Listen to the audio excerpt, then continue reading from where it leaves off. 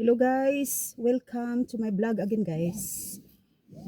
So as you can see, we are outside and our actual outside temperature now is about 14 degrees Celsius. So ngayon tayo guys ay kagagaling lang sa appointment at tayo ngayon ay nasa labas. So ang weather natin is makulimlim kasi 4:30 na ng hapon. So ngayon, pero katamtaman siya, walang kahangin-hangin. Oh. Kasi kung minsan pag ganitong oras ang lakas-lakas ng hangin kaya instead na medyo warm yung weather, nagiging nagiging malamig kasi nga dahil sa hangin. So, tara guys. Pakita ko muna sa inyo yung beauty ng ngayon, springtime. Springtime na tayo ngayon guys. Tapos na ang winter time. Buti na lang at nakaligtas na tayo sa minus 10 degrees Celsius. So kasi pag winter kasi palaging nasa minus degrees Celsius. Kaya nakakasawa din yung sobrang lamig. So ayan yung chapel. Lord, kami ay gabayan nyo sa aming pang araw-araw na buhay. Kailangan namin po ang inyong gabay. Thank you Lord sa pag-iingat nyo sa amin at sa aming buong clan at mga taong aming kakilala at sa aming mga viewers mula buong mundo, Lord. Thank you at gabayan niyo po sila na nagtsatsaga po silang manood ng mga vlog sa any social media. Kasi ako meron akong TikTok at meron din akong FB at meron din akong sa YT, pero try lang guys kasi 'di ba sabi nga try until success, diba?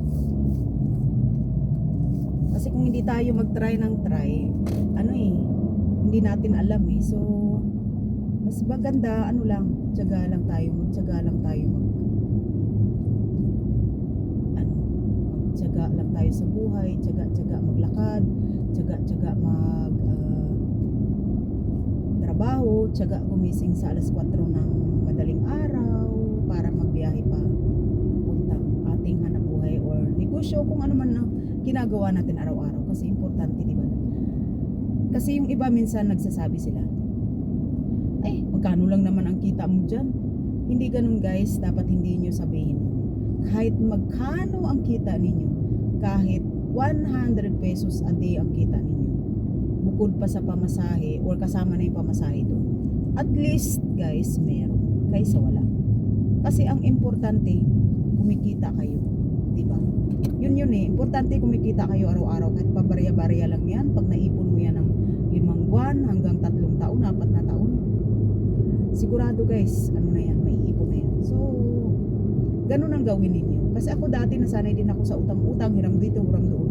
Pero mas maganda talaga na na mayroon kang income. Yun ang pinaka-important dito. Yung araw-araw na income. Sabihin na lang natin 6 days a week. Yan, 6 days a week. Ang 1 day na yun, pahinga ka, matulog ka ng 10 hours, after nun magsaing, maglinis, maglaba. Ayan. Importante kasi dun yung kung anong ginagawa mo araw-araw. Yung talagang nag-i-effort ka na ginagawa mo araw-araw, di ba? Kahit sa 6 na oras na yan, sa isang araw na yan, makapagtrabaho ka. Sobrang laking bagay na yun. So kaya guys, keep going, keep working, keep saving, and keep smiling. Para happy ang buhay. Ganun lang. Minsan sumusuko tayo, parang kunting lang, di ba? Kunting pagsubok lang, kunting pagsungit lang ng amo natin, kunting pagsungit lang ng mga kasama natin. Parang gusto mo na mag-resign sa trabaho. Wag ganun. Wag ganun guys, hindi yan ang katwiran. Maniwala kayo, hindi ganun. Dapat iwas na lang tayo doon sa kung anong pwedeng iwasan. Ayun, grabe, nag-ano sila. Nagpuputol sila ng kahoy sa ano, sa gitna ng bundok. Kasi guys, dati nung ano, February